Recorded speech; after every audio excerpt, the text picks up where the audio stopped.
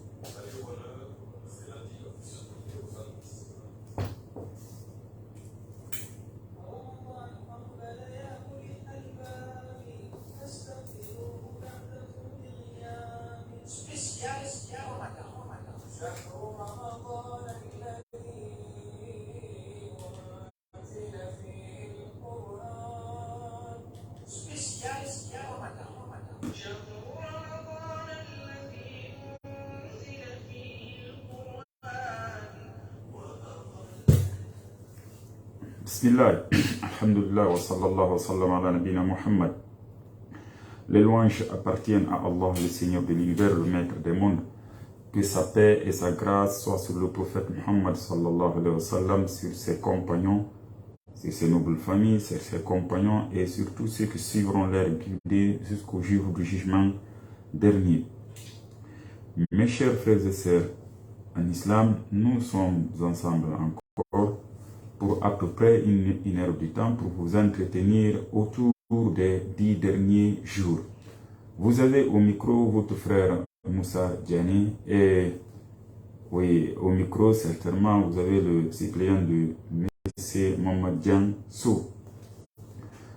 Nous disons Alhamdulillah Rabbil Alamin wa ashhadu an la ilaha illallah wahdahu la sharika lah wa ashhadu anna Muhammadan abduhu wa rasuluh sallallahu alayhi wa sallam wa ala alihi wa sahbihi ajma'in.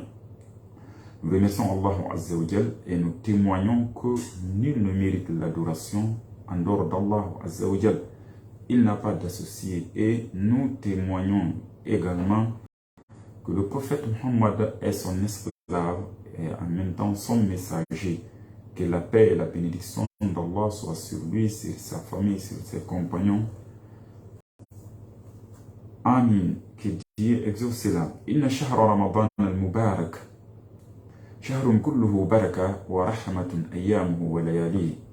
Mes chers frères et sœurs, comme nous avons dit à l'introduction, que nous essaierons de vous entretenir autour des 10 derniers jours par rapport aux avantages que contiennent ces 10 derniers jours et les actes de dévotion, les actes, c'est-à-dire cultuels, auxquels le musulman est recommandé de s'attacher, voilà, les actes que le musulman doit suivre et doit mettre en pratique pendant ces 10 derniers jours afin de bénéficier de la miséricorde d'Allah Azza wa Jal, le Très-Haut.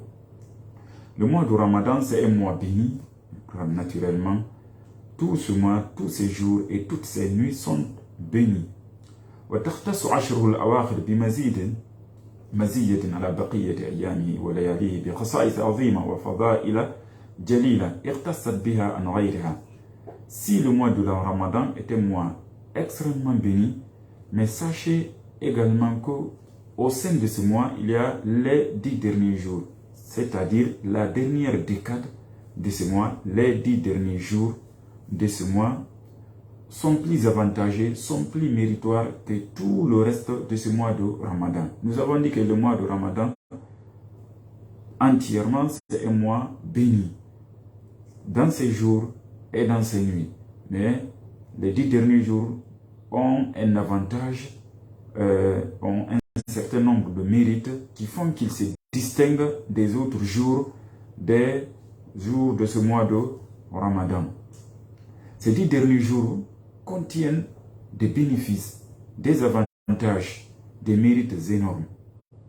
C'est pourquoi le prophète sallallahu alayhi wa sallam et ses compagnons, après lui, quand il est décédé, كانوا يعظمون هذه العشر الأواخر ويجتهدون فيها أكثر مما يجتهدون في غيرها. هكذا كان عادته يعني وسيره وسيرة وسير من بعده من الصحابة وغيرهم. Le prophète sallallahu alayhi wa sallam, et ses compagnons et tous ceux qui les ont suivis, tous ceux qui sont venus après eux, ont glorifié, voilà, ont considéré ces 10 derniers jours. Et ils fournissaient d'efforts pendant ces 10 derniers jours, plus que les autres jours du mois de Ramadan. روى الإمام أحمد في مسنده ومسلم في صحيحه عن عائشة رضي الله عنها قالت كان رسول الله صلى الله عليه وسلم يجتهد في العشر الأواخر ما لا يجتهد في غيره. Le prophète, paix et bénédiction d'Allah sur lui, œuvrait, fournissait davantage d'efforts, s'attachait à l'adoration plus qu'il ne le faisait avant ces 10 derniers jours. Pendant ces 10 derniers jours, il fournissait énormément d'efforts dans la dévotion, dans les actes d'adoration, dans son attachement au Créateur. Rawa Shaykhan an Aïcha, Imam Bukhari et Imam Muslim ont rapporté cela de la part de Aïcha radiyallahu anha, que Dieu soit satisfait d'elle. قالت نين عائشة دي كان النبي صلى الله عليه وسلم إذا دخل العشر شد مئزره وأحيا ليلة وأيقظ أهله. Ce hadith a été rapporté par Imam Muslim et Imam Bukhari. Ils disent que le Néné Aïcha a dit que le prophète, paix et bénédiction d'Allah sur lui, lorsque les 10 derniers jours s'annonçaient,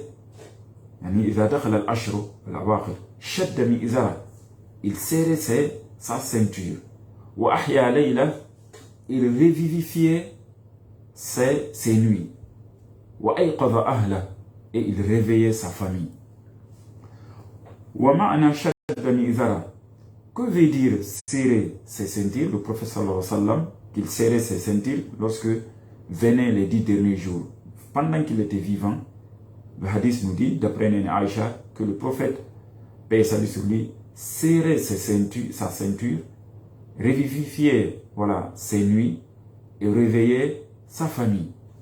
Mes chers frères et sœurs, le sens de ce segment, on va dire, cette portion de hadith, il serrait sa ceinture, ça veut dire il fournissait d'efforts. Il fournissait d'efforts, il retouchait ses manches et il s'éloignait de ses épouses. فلا يلتذ في تلك الليالي إلا بمناجاة ربه والتقرب إليه. Le prophète ne tirait aucun profit, ne tirait de plaisir que de la discrétion, de l'entretien secret qu'il tenait avec son Seigneur. C'est de là qu'il tirait plaisir et goût. Mais tout le reste des affaires du monde, il s'en éloignait pendant les 10 derniers jours, à commencer par ses propres épouses. فما أباحه الله له من الجماع في ليالي رمضان يكون منشغلا عنه بما سواه من العبادة والطاعة طمعا في أن ينال ثواب هذه العشر ويوفق لإدراك ليلة القدر. Toutes les jouissances que Dieu lui avait permises, voilà, donc tous les plaisirs qui étaient à sa portée et qui étaient licites aussi, qu'il s'en réjouisse, tous ces plaisirs, tous ces goûts, toutes ces réjouissances étaient mis de côté quand les 10 derniers jours arrivaient de la part du prophète Muhammad sallallahu alayhi wa sallam. Quand bien même ces actes de plaisir, ces actes de réjouissance étaient permis, étaient licites, mais le prophète sallallahu alayhi wa sallam s'en éloignait davantage, s'en éloignait au profit de l'adoration, au profit des entretiens, au profit de son isolement, voilà, pour pouvoir s'entretenir, pour pouvoir s'adresser, pour pouvoir communiquer, pour pouvoir s'adresser à son Seigneur pendant ces 10 derniers jours. Et tout cela dans l'espoir d'avoir des récompenses de ces 10 derniers jours, mais aussi de pouvoir, voilà, adorer Allah pendant la nuit de Laylatul Qadr, la nuit du destin. Une nuit qui est méconnue, dont l'arrivée, le jour exact n'est pas connu avec certitude, avec exactitude. Et quand Dieu dit, quand le prophète Néna Aïcha dit, Ahya Layla, que le prophète revivifiait ses nuits, qu'est-ce que cela veut dire? Aïe, Sahirahu munshaghilan fihi bi ta'ati fa ahyahu bidhalika.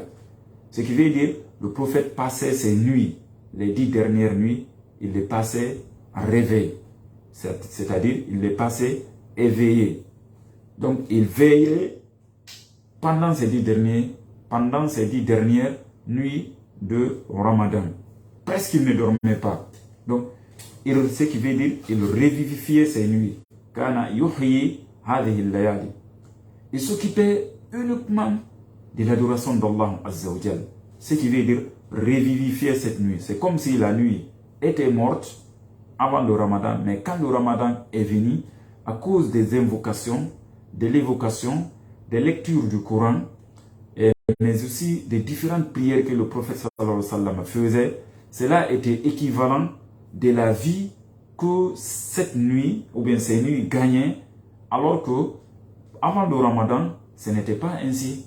Donc ces nuits étaient mortes, mais ces nuits, elles deviennent vivantes à cause de ces différentes adorations que le prophète sallallahu alayhi wa sallam y tenait. Il en va de même pour un être humain. S'il se trouve qu'il n'a pas de la foi, il ne croit pas en son Seigneur, il ne prie pas, il ne lit pas le Coran, il n'invoque pas son Seigneur, ni ne l'évoque, cet individu, même s'il marche avec les gens, ses yeux ouverts, usant de toutes ses facultés, bien, l'islam le considère, Dieu le considère comme quelqu'un qui marche mort. Donc, c'est quelqu'un qui marche, mais c'est quelqu'un qui est mort, mais tout de même qui marche. Parce que ce que le Coran et les hadiths considèrent comme la vie, c'est cette spiritualité divine, c'est cette invocation, c'est cette évocation.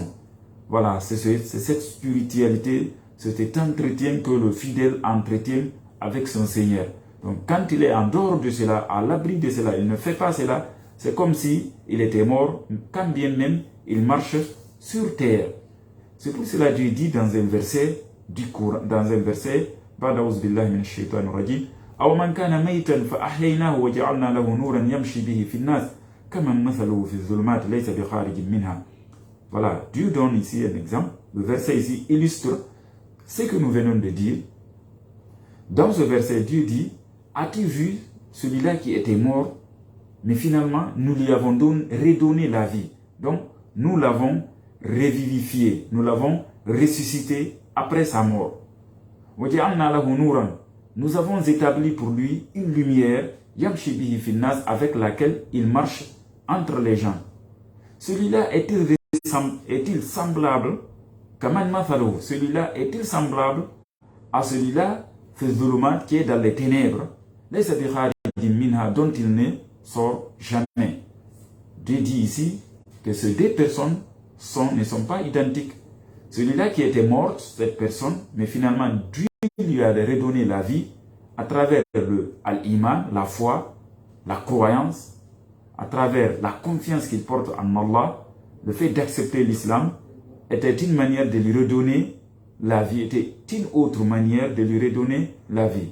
Dieu dit: cette personne n'est pas semblable à celui-là qui vit, qui marche dans les ténèbres, qui est considéré par le Coran comme étant une personne morte.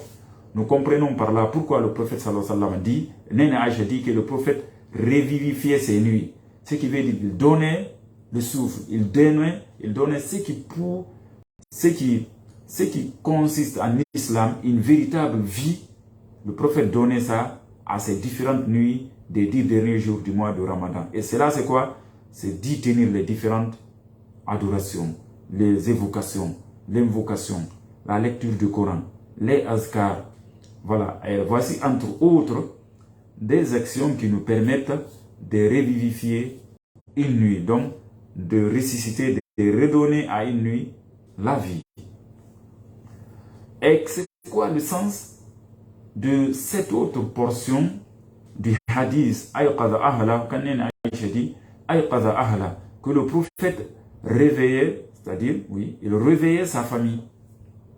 Qu'est-ce que cela veut dire? Il les obligeait, c'est-à-dire, il les recommandait, il les encourageait, il les réveillait pour qu'ils se tiennent debout avec eux devant Allah Azza wa Jal dans l'adoration. Donc, pour la prière. Et pour les différents actes d'adoration durant ces 10 dernières nuits. وهذا من تمام حرصه على أهله وعنايته بهم.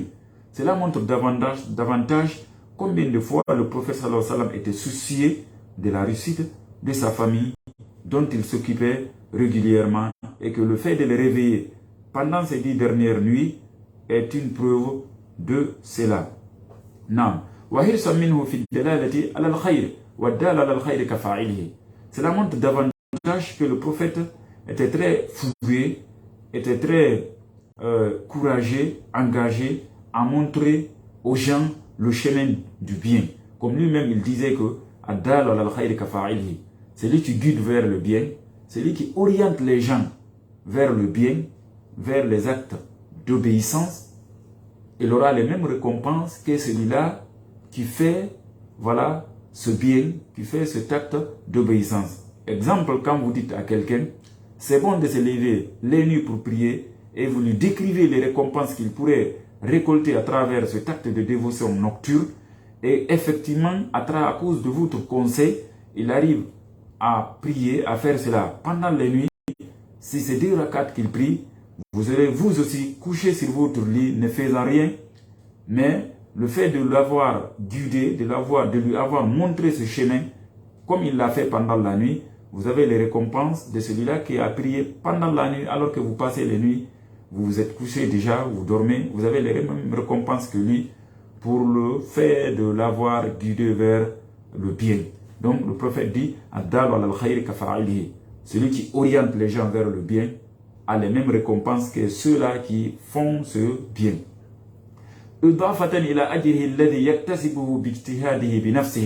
Et cela à côté des avantages, des récompenses que lui-même peut, voilà, gagner en encourageant les gens à faire du bien. Ce bien lui-même il le fait, mais également il encourage les gens, il pousse les gens vers ce bien. Ce qui veut dire qu'il sera doublement récompensé. Il fait cet acte, si c'est de l'aumône, par exemple, il encourage, il enjoint aux gens de faire de l'aumône, d'être généreux aux gens, et lui-même il est généreux, ce qui veut dire qu'il est doublement récompensé. Il a sa propre récompense et la récompense de ceux-là qui acceptent ses conseils. Le prophète s'est décrit, ainsi vivait le prophète, paix et bénédiction d'Allah sur lui. وفي ذلك أيضا تشريع لأمته أن تهذو هذوه وتتأسى به في ذلك، وفيه توجيه للآباء والأمهات وحث لهم على العناية بتربية أبنائهم والاهتمام بهم خاصة في هذا الشهر الكريم وتعهدهم ومراقبتهم. C'est là aussi cet acte du prophète, paix et bénédiction d'Allah, à travers ce hadith de Nene Aïcha, c'est, nous avons ici un intérêt pédagogique. Ce qui veut dire le prophète sallallahu alayhi wa sallam nous a, Nene Aïcha est devenue pour nous ici comme une pédagogue, comme une éducatrice. Et le véritable éducateur, c'est le prophète, paix et bénédiction d'Allah sur lui, qui lui a montré cet exemple d'éducateur à travers le fait de se réveiller, à travers le fait de réveiller sa famille pendant ces 10 dernières nuits. Cela montre aux différents chefs de famille, aux responsables, à toute personne qui a sous sa gestion, sous sa tutelle, un certain nombre de personnes à gérer et à contrôler. Il doit les suivre, il doit les engager, il doit les encourager vers le chemin du bien. Surtout pendant ces 10 dernières nuits, tout le monde doit, voilà, embarquer avec lui sa famille, son entourage, ses amis dans le bateau de l'adoration, dans ce bateau qui a démarré déjà, c'est-à-dire les 10 dernières nuits, pour que ça ne laisse personne de son entourage. Les chefs de famille doivent aussi, les éducateurs, oui, toute personne qui a sous sa tutelle la gestion d'un certain nombre de gens, d'enfants, ainsi de suite. Il doit également les encourager à la course vers le bien, vers les actes d'obéissance.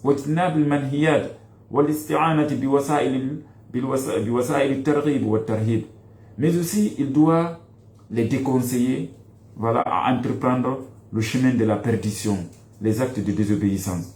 Ibn Hajar dit, rahimahullah, qui dit soit satisfait de lui, la moindre des choses que ces hadiths contiennent, c'est cet encouragement, c'est cette galvanisation vers la revivification des 10 dernières nuits. Donc l'animation des 10 dernières nuits.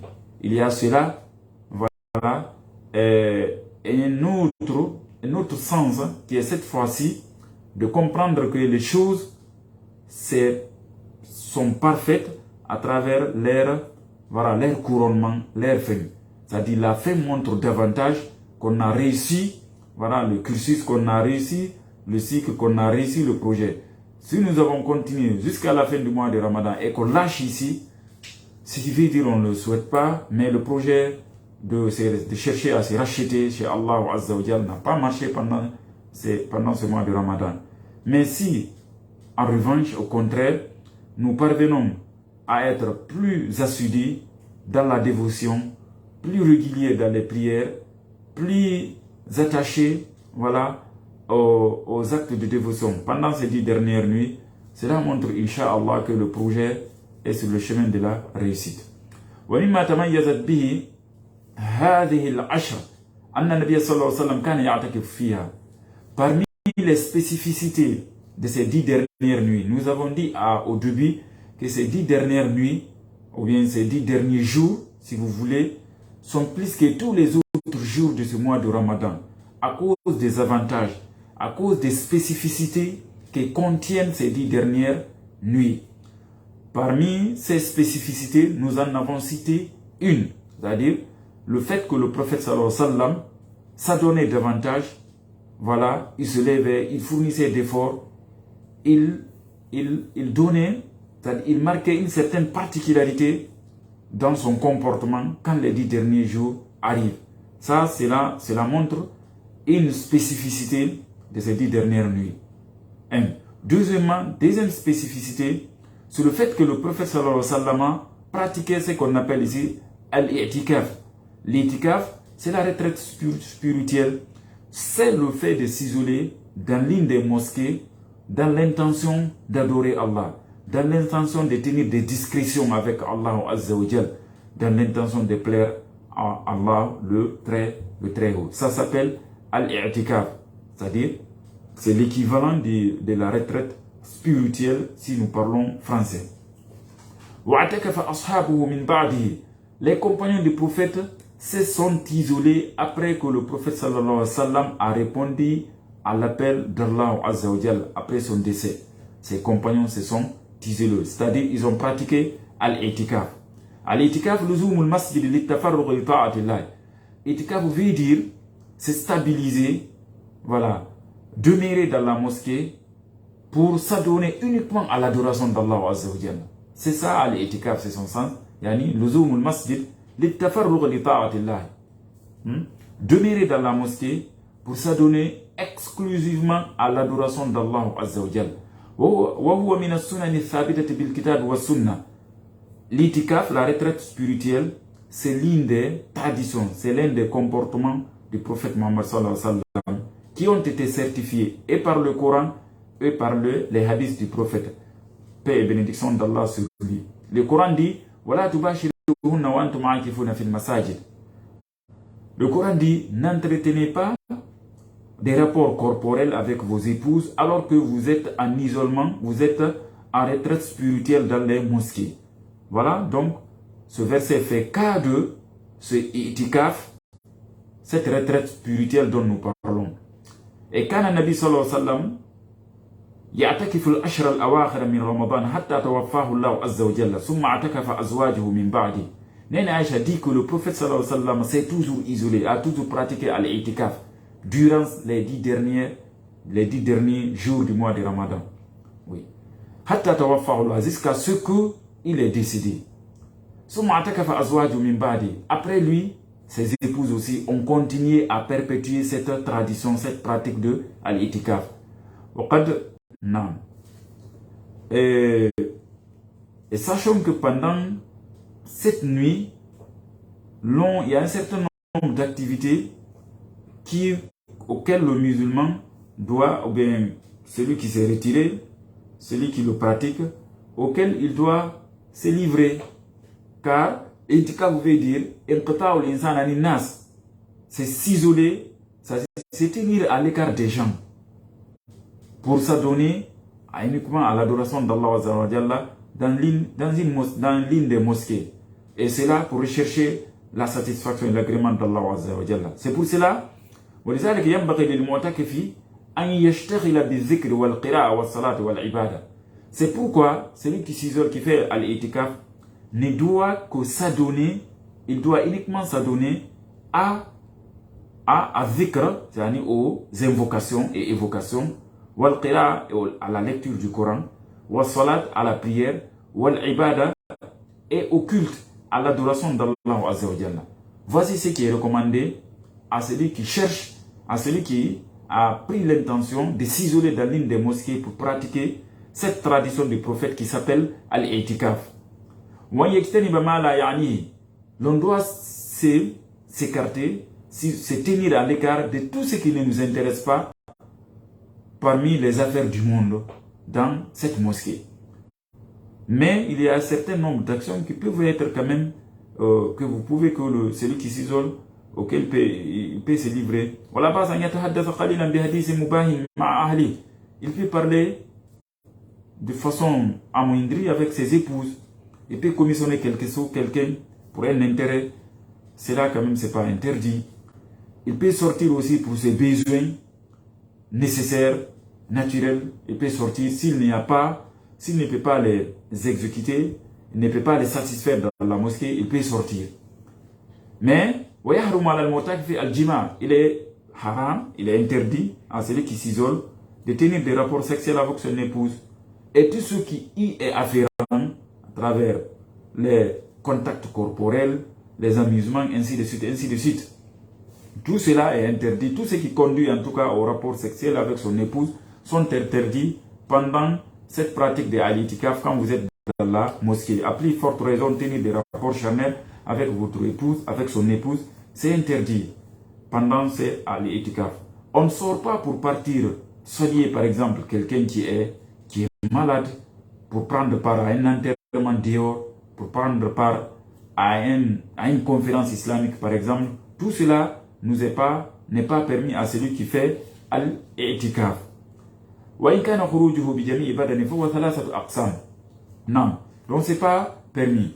Il n'est permis que de sortir pour des besoins, comme nous l'avons dit précédemment, pour des besoins de nécessité, des besoins naturels, se mettre à l'aise, chercher à manger s'il n'a pas quelqu'un pour lui envoyer, pour l'approvisionner dans la mosquée. Il peut sortir pour chercher à manger, pour chercher de l'eau, ainsi de suite. Mais s'il y a quelqu'un qui puisse le lui faire, il ne doit pas sortir là, il ne doit pas quitter la mosquée jusqu'à la fin de al-i'tikaf. Sortir pour vendre par exemple, sortir pour faire des chassas, si nous venons de le dire, les ventes, c'est se livrer au commerce, aux transactions commerciales, aux transactions financières et autres, demeurent interdites pendant al-i'tikaf. Pour certains ulama même, ça annule le i'tikaf. Celui qui rentre dans l''itikaf et puis il en sort pour partir à Madina ou bien ailleurs, pour entreprendre une activité commerciale ou bien pour gérer sa boutique, pour se donner son cours à l'école, à l'université, ainsi de suite. Il sait ce qui veut dire que sa pratique à l'itikaf, d'après certains ulama, la pratique est annulée, c'est-à-dire l'itikaf est annulé. Mais quand même, ils sont tous d'accord que ces actes demeurent interdits. On ne les pratique pas quand on fait al-i'tikaf.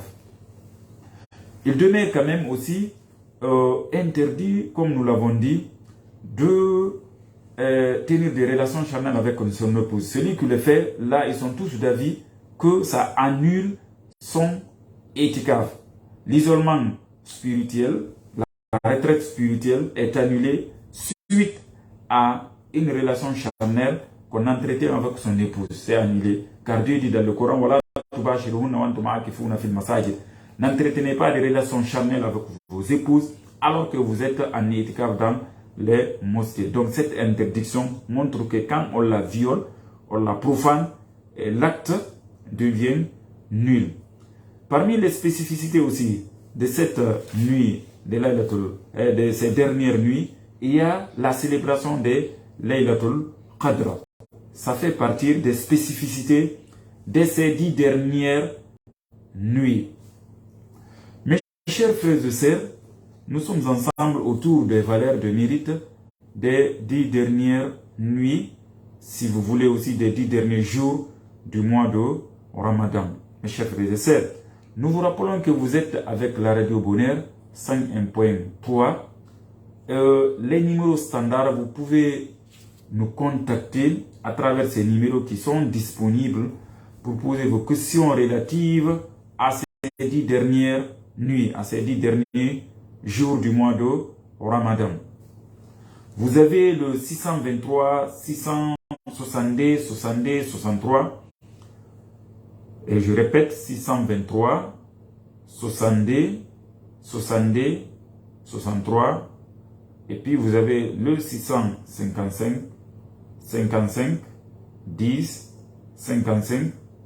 Vous avez ensuite le 669, 88, 46, 46. Ce sont ces standards que vous pouvez utiliser pour nous faire parvenir vos inquiétudes relatives, voilà, à ces 10 dernières nuits, à ces 10 derniers jours du mois de Ramadan. Nous disions que parmi les spécificités de ces 10 dernières nuits, il y a Laylatul Qadr. Laylatul Qadr qui est une nuit qui vaut 1000 mois ne contenant pas Laylatul Qadr. Vous savez que le prophète sallallahu alayhi wa sallam a dit dans un hadith que taharraw Laylatul Qadr fil witr min al-ashr al-awakhir min Ramadan. Le prophète a dit cherchez la nuit du destin, la nuit de Laylatul Qadr durant les 10 dernières nuits du mois de Ramadan. Et là aussi, dans les nuits impaires, c'est-à-dire le 20e, la nuit du 20e, la nuit du 23, la nuit du 25, la nuit du 27, donc le 27e jour, et aussi la nuit du 29e, du 29 aussi. C'est dans ces nuits impaires qu'il convient de les rechercher avec attachement, avec fougue, avec dévotion. Mais toutes les nuits ici sont à revivifier, c'est-à-dire sont à animer. Toutes les nuits de ces 10 derniers jours sont à animer. Le musulman doit s'y consacrer à l'adoration. Car c'est fille la pratique du prophète Mohammed sallallahu alayhi wa sallam. Le prophète, que bénédiction d'Allah sur lui, ne s'est pas contenté d'une nuit à l'exclusion d'une autre nuit pendant ces 10 derniers jours. Il s'adonnait à l'adoration et de surcroît, il s'isolait dans sa mosquée de la Médine durant toutes les nuits de ces 10 derniers jours, sans exception aucune. Donc toutes les nuits étaient revivifiées par le prophète Mohammed sallallahu alayhi wa sallam. Nous comprenons par là que c'est une erreur de la part de certaines personnes qui attendent la nuit du 27 pour s'adonner à l'adoration d'Allah Azza wa Jalla. Et puis après cela, c'est fini. Ils disent qu'il n'y a plus rien à rechercher. Donc avant la nuit du 27 et après la nuit du 27, il ne faut rien. Ils attendent seulement la nuit du 27 pour s'adonner à l'adoration d'Allah Azza wa Jalla. Ça c'est une erreur, car il n'y a pas cette certitude avérée que certainement la nuit du 27, c'est là la nuit de Laylatul Qadr, la nuit du destin. Non, non, non, ce n'est pas cela. Il y a une véritable divergence entre les hadiths et les versions de hadiths qui sont survenues, presque ne précisent pas avec exactitude, voilà, cette nuit du destin. Seulement, ce qui reste consensuel de toutes les versions des hadiths survenus au sujet de Laylatul Qadr, c'est qu'il faut rechercher cette nuit durant les 10 dernières nuits et durant toutes les nuits aussi de ces 10 derniers jours du mois de Ramadan. Donc, revivions toutes les nuits de ce mois de Ramadan. Donc, Laylatul Qadr, nous disons ici que c'est une nuit qui vaut 1000 mois. Qu'est-ce que cela veut dire? Comme le Coran même le dit, Inna anzalnahu fi Laylatul Qadr. Dit, nous avons fait descendre le Coran durant la nuit de Laylatul Qadr. Il dit, que tu fais? Qu'est-ce que tu dis? C'est quoi? Qu'est-ce que la nuit de Laylatul Qadr? Laylatul Qadr khayrun min alfi shahr. Dieu dit dans le Coran que Laylatul Qadr khayrun min alfi shahr. La nuit du destin, Laylatul Qadr, est mieux que 1000 mois. Et quand nous évaluons 1000 mois en termes d'années, nous irons jusqu'à plus de 80 ans. Donc, ce qui veut dire quand celui qui adore Allah, pendant cette nuit, la nuit du destin, il lit le Coran et que Dieu lui accepte ce acte, c'est comme s'il avait passé plus de 80 ans à ne lire que le Coran. Nuit, tous les mois, tous les ans, toutes les semaines, tous les jours, toutes les nuits, toutes les journées, toutes les heures, toutes les secondes, toutes les tierces, il ne fait que lire le Coran. Voilà, je pense que ça c'est impossible que quelqu'un qui vit durant 80 ans, qu'il passe toutes ces années à ne lire que le Coran, à n'adorer qu'Allah Azza wa Jal. Personne, nous ne pouvons pas cela. Mais voici que Dieu nous offre cette chance de nous racheter et d'avoir les récompenses de celui-là qui a passé toutes les nuits à n'adorer qu'Allah Azza wa Jal. Nous vous rappelons, mes chers frères, que les numéros, les standards disponibles sont 623, 62, 62, 63. Et vous nous excusez, le technicien n'était pas là, il vient à peine d'arriver. C'était, voilà. Et vous allez nous excuser. Il est revenu 623, 62, 62, 63. Et le 655, 55, 10, 55. Et puis vous avez le 669, 88, 46, 46. Oui, nous accueillons un cher auditeur. Allô, salam alaikum. Vous allez bien? Alhamdulillah. Vous nous appelez d'où et vous vous appelez comment?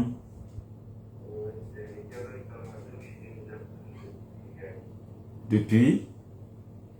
Ah, depuis Firgiadi, d'accord. Bienvenue, bienvenue, M. Ibrahim Assouri. Allez-y, M. Ibrahim Assouri.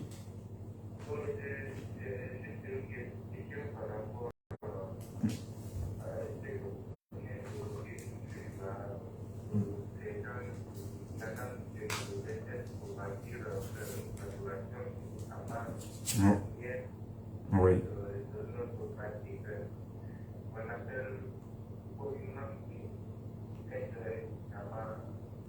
Comment ça s'appelle? Vous dites qu'ils ont une pratique.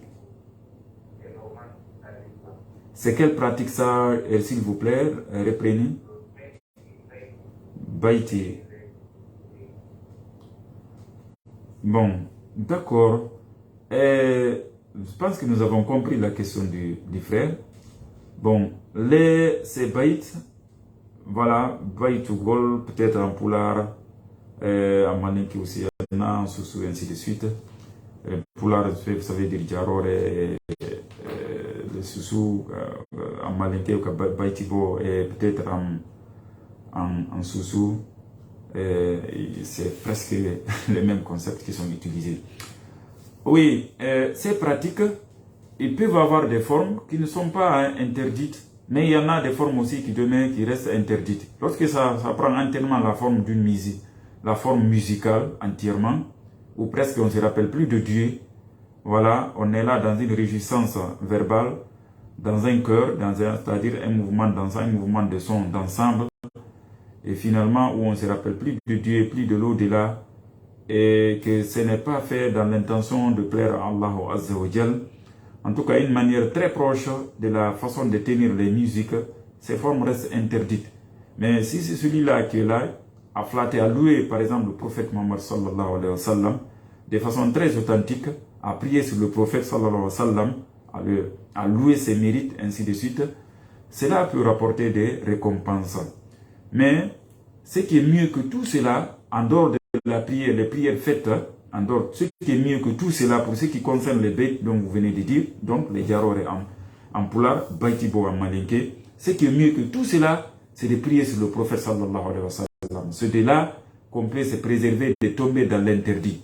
Car nous comprenons très bien que ces jarore, ces baitibo et ainsi de suite, dans plusieurs mosquées aujourd'hui, nous trouvons qu'ils transgressent les limites, ils dépassent les limites. Vous verrez des femmes qui sont mélangées aux hommes, ainsi de suite. Quand vous venez, vous trouverez que c'est une véritable mamaya qui se tient dans ces mosquées. Et parfois, il y a des gens qui cousent même des sobis pour cela. Quand vous les trouvez, il n'y a ni différence entre un baptême, un mariage et ces célébrations de Laylatul Qadr dans plusieurs mosquées aujourd'hui en Guinée. Ces formes-là demeurent interdites. Ce n'est plus une adoration. Et quand vous-même vous y rendez, vous trouverez que c'est une véritable boumban, c'est une véritable ambiance où on mange, on boit, ainsi de suite, on boit du jus, on s'attend sa part du plat, ainsi de suite. Alors que cette nuit devrait être consacrée, voilà, aux soucis, aux regrets d'avoir commis des péchés, aux zounoub, aux péchés que nous avons commis durant l'année. Ça devait nous pousser à pleurer, pas à rire, pas à se vanter des plats, pas à être soucié d'avoir des parts de viande, du bœuf qui a été égorgé de l'autre côté, de jus qu'on partage de l'autre côté. Et voilà, on se fait des sobis, des mamaya de l'autre côté. Et tout cela n'est pas conforme aux pratiques recommandées par le prophète sallallahu alayhi wa sallam. En tout cas, le prophète ne le faisait pas comme ça. Donc on se répète ainsi, on trouve que la question est intéressante. S'il s'agit de prier sur le prophète sallallahu alayhi wa sallam, ainsi de suite, on le fait, ça c'est recommandé. Ça c'est une sorte d'évocation. On le fait, prier sur le prophète sallallahu alayhi wa sallam. Mais les autres formes qui se tiennent aujourd'hui dans plusieurs mosquées, surtout à Conakry ici, et dans plusieurs mosquées aussi à l'intérieur, ce sont des formes qui relèvent des bid'a. Donc c'est purement hérétique, c'est des bid'a, c'est une invention, c'est une innovation. Et le prophète sallallahu alayhi wa sallam dit que celui-là qui invente dans cette religion ou bien qui fait une pratique ne comportant aucune de nos recommandations, cette action sera retournée à la personne qui l'a faite, ce qui veut dire qu'il n'aura aucune récompense là-dessus. Donc nous comprenons par là ces formes de célébration de Laylatul Qadr qui a pris une ampleur dans Conakry et à l'intérieur, c'est une forme de bid'a qui n'est aucunement conforme à la pratique du prophète sallallahu alayhi wa sallam, à commencer par le fait de coudre des sobis, de préparer des plats, de préparer à manger. Quand vous partez dans ces mosquées, vous avez l'impression que c'est un baptême, c'est un mariage qui se tient, ça n'a aucune différence. Quelqu'un déjà peut pleurer parce qu'il n'a pas eu sa part de viande, sa part de jus, au lieu de pleurer de ses péchés et ainsi de suite. Ceux qui sont proches de ces mosquées savent la véracité de ce que nous sommes en train de vous dire. Nous allons continuer, mes chers frères. Bien sûr, nous nous approchons déjà de la fin de cette émission. Peut-être que nous aurons des frères qui vous encadreront ici, spécialement sur la nuit de Laylatul Qadr, car c'est une nuit spéciale. Mais qu'à cela ne tienne, d'ici que nous accueillons un auditeur, oui. Wa alaykoum salam wa rahmatullah.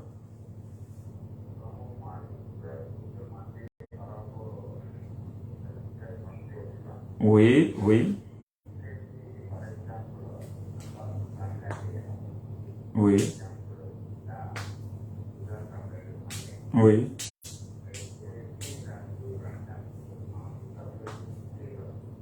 Pendant la nuit, 2 rakats pendant la nuit. Mhm. Mhm. D'accord.